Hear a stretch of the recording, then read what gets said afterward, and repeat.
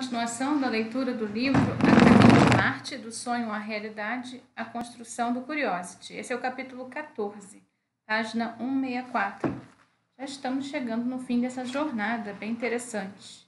Passamos da metade. Até hoje, de vez em quando, ainda colocamos as mãos na cabeça e dizemos uns para os outros que estamos impressionados por tudo aquilo ter dado certo. Para mim, o caminho para chegarmos até Marte começou quando me juntei ao projeto MSL. Eu havia sido contratado para trabalhar com lasers de semicondutores, mas depois de uma semana viram que eu já podia fazer um pouquinho mais.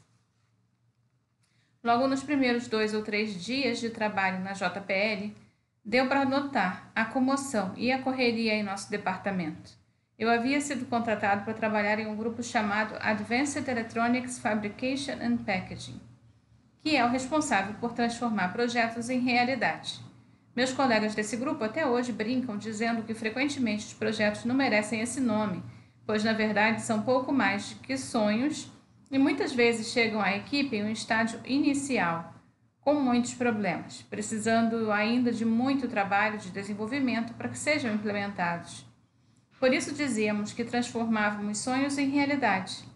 Nessa sessão, circuitos eletrônicos previamente projetados e simulados em computador são transformados em elaborados layouts que mostram o tamanho, a posição e as conexões elétricas de cada componente real. O layout é então enviado para uma de muitas empresas que produzem placas de circuito impresso para fabricação.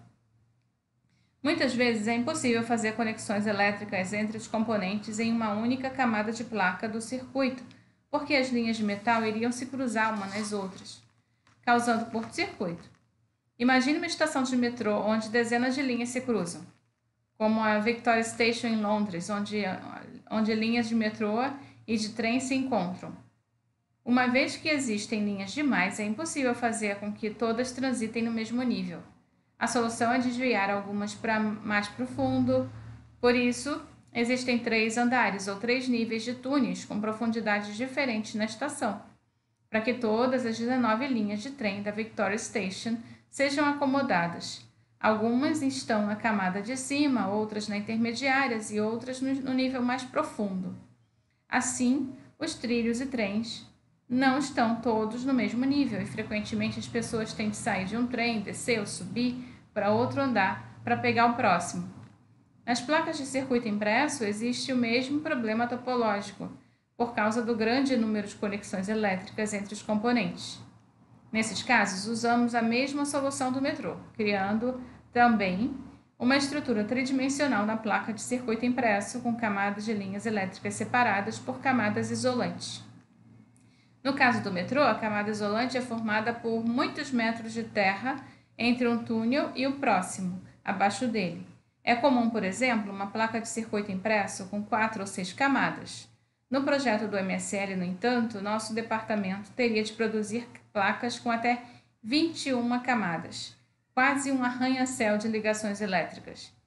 Centenas de componentes, alguns com mais de 1000 conexões elétricas, precisavam ser conectados uns aos outros, resultando em dezenas de milhares de linhas elétricas entre eles. Uma placa tão complexa seria difícil de fabricar e provavelmente desnecessária. Seria muito mais fácil separar o circuito em 2 partes, montando-o em 2 placas, mas não conseguimos convencer os projetistas a fazerem nenhuma mudança. Então concordamos em lhes entregar o que estavam pedindo, mas isso custaria muito mais caro e trazia mais riscos para o projeto.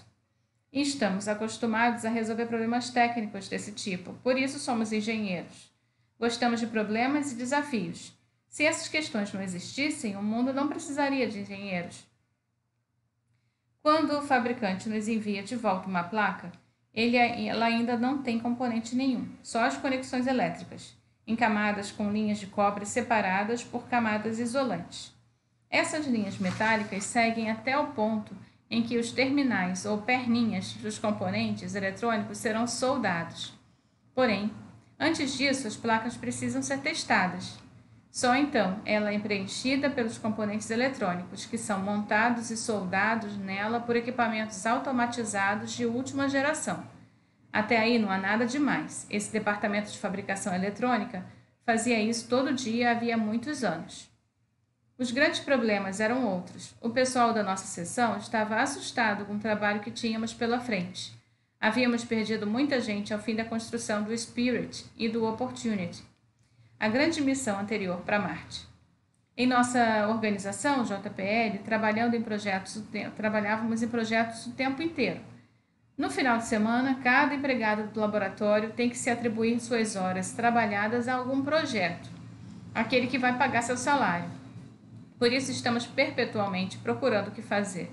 E ao fim de um grande projeto, se não houver outros para absorver a mão de obra, é inevitável que algumas pessoas percam o emprego.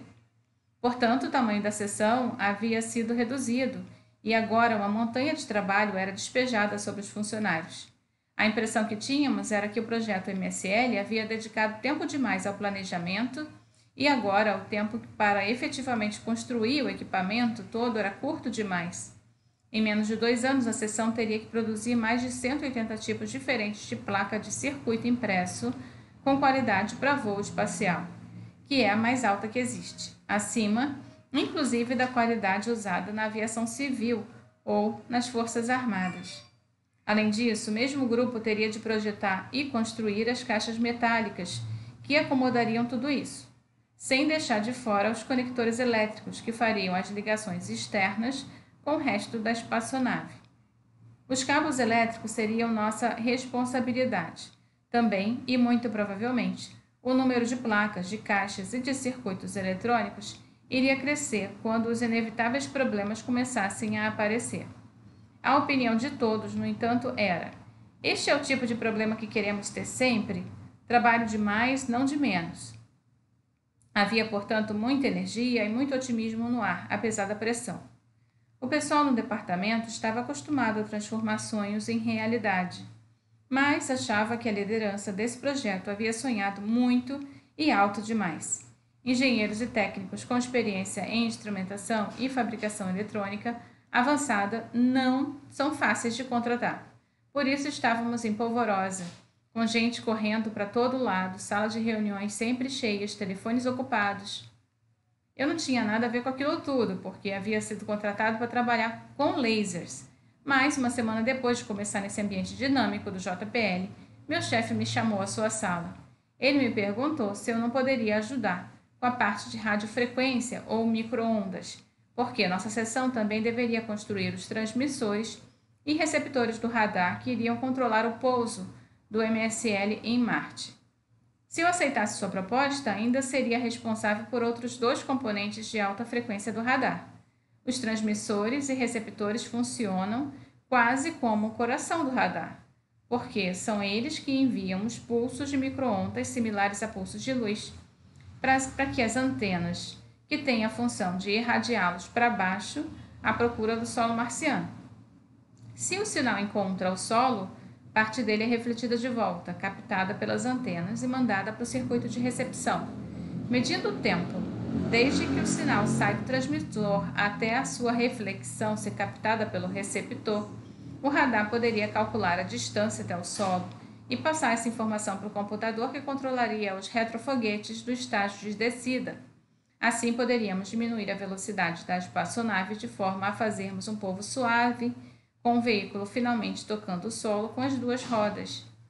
Meu supervisor foi logo dizendo: esse radar é essencial e se os transmissores e receptores não funcionarem, o resto, veículo e instrumento, será irrelevante, porque não vai sobreviver à descida em Marte. A pressão será enorme e esse será um trabalho de muita visibilidade. A equipe tinha técnicos muito bons que saberiam o que fazer para montar os dispositivos eletrônicos. Mas não havia ninguém com conhecimento suficiente de micro-ondas para trabalhar com projetistas de circuito e com os analistas que iriam fazer os cálculos térmicos e de estrutura mecânica dos transmissores.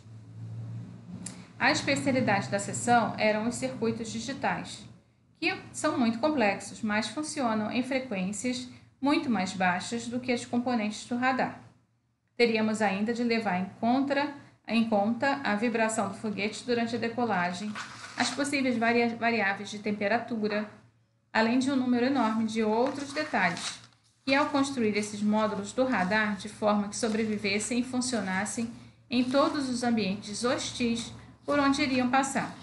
Precisavam também alguém que soubesse especificar componentes eletrônicos de micro-ondas, projetar as linhas de transmissão para o sinal elétrico, passar de um circuito para o outro, comprar todos os componentes e mandar testá-los de acordo com os padrões do voo espacial.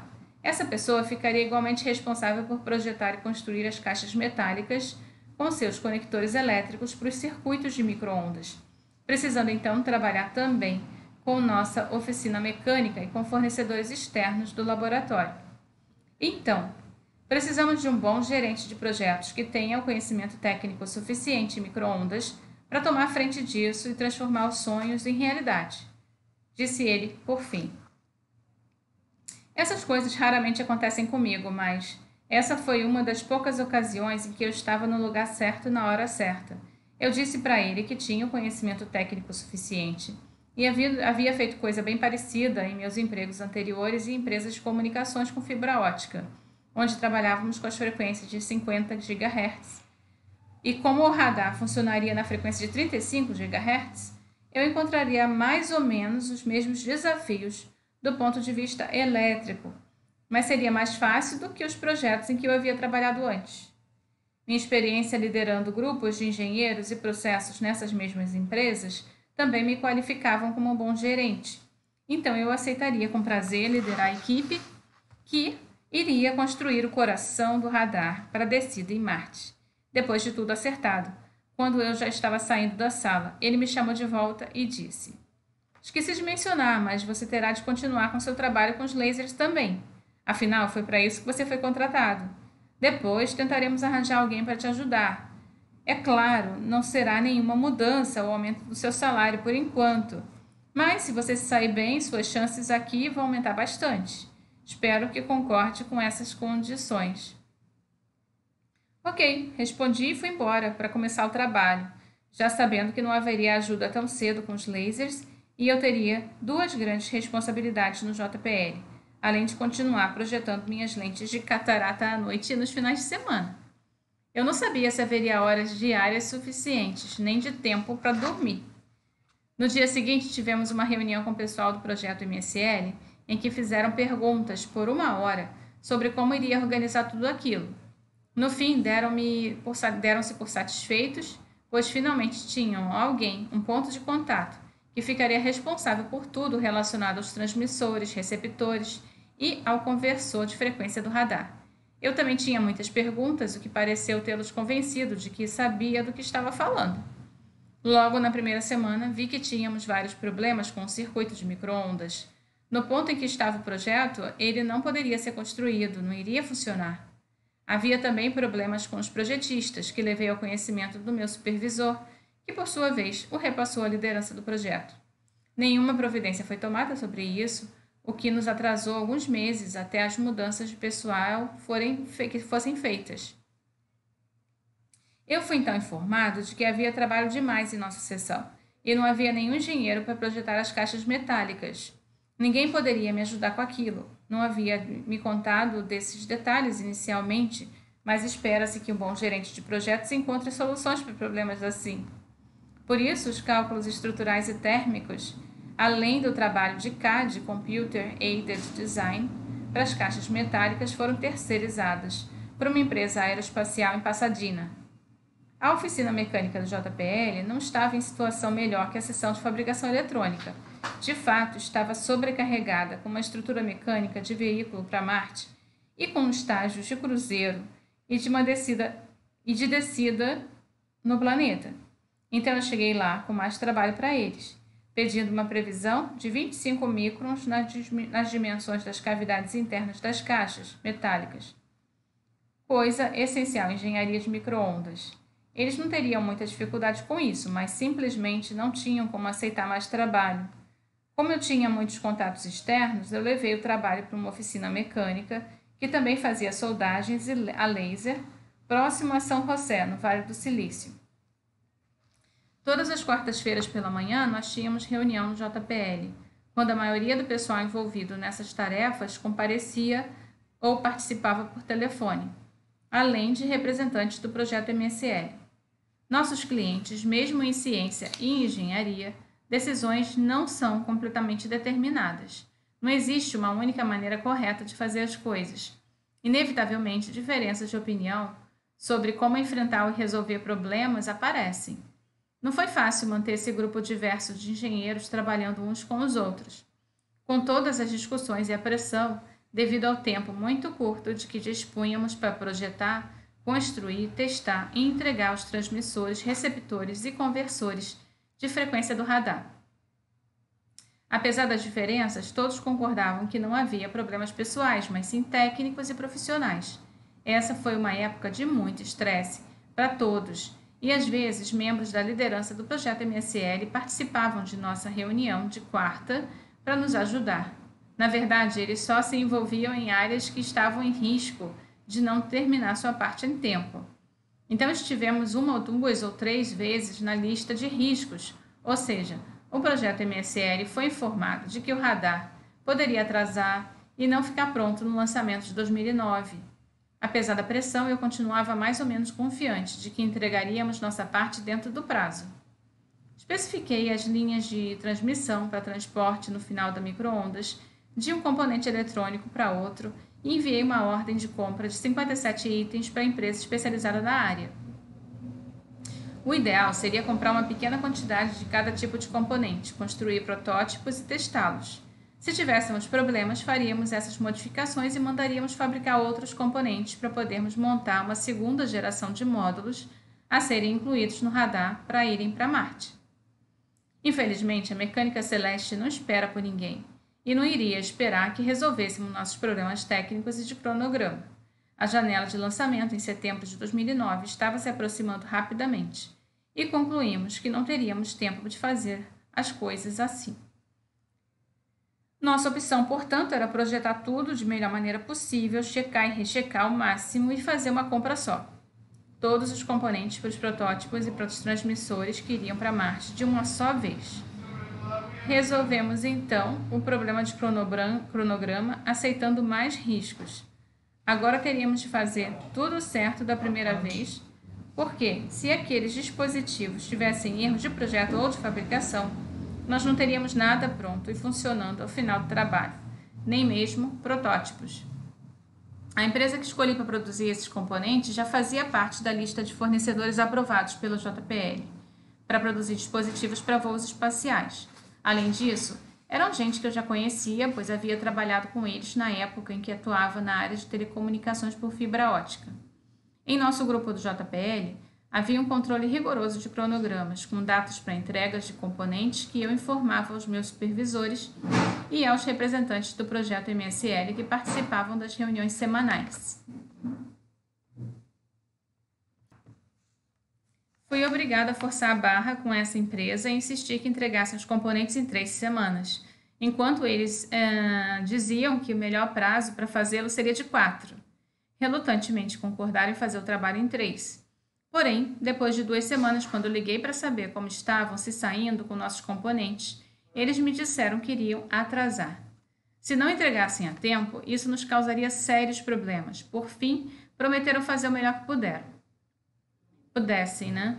E quando o prazo acabou e os componentes não chegaram, entrei em contato de novo e me disseram que não poderiam entregar nem em 4 semanas. Agora precisariam de 5. Conversei até com o presidente da empresa, mas não teve jeito. Disseram que não iriam concordar com datas que depois não conseguiriam cumprir. Apesar da nossa ordem de compra de 57 itens, a quantidade de cada componente era pequena para eles, pois tinham grandes ordens de compra de outros clientes, outras empresas em expansão que compravam todo mês. Eu podia entender que, do ponto de vista deles, aqueles eram os clientes com maior prioridade. Nós, do JPL, provavelmente levaríamos anos para comprar mais. E quando informei isso no projeto do MSL, em uma das reuniões de quarta-feira, a informação foi repassada aos 4 níveis de gerência acima de mim. Naquela tarde eu recebi visitas do meu chefe, do chefe dele, do vice-diretor da divisão, que vieram me explicar a importância de estar com aqueles componentes na data combinada. Todos eles haviam recebido ligações das mais altas lideranças do projeto pedindo providências. Eu já sei da importância pelo nosso cronograma, se entregarem os componentes em 4 semanas, isso não nos atrasa em nada, porque temos um pouco de margem de manobra. Se forem entregar em 5 semanas, isso vai nos causar um pequeno atraso, porque ainda temos que testar esses componentes antes de usá-los. Eu gostaria então de visitar a empresa pessoalmente e tentar convencê-los. Bem, termino aqui na página 172. Tchau, tchau.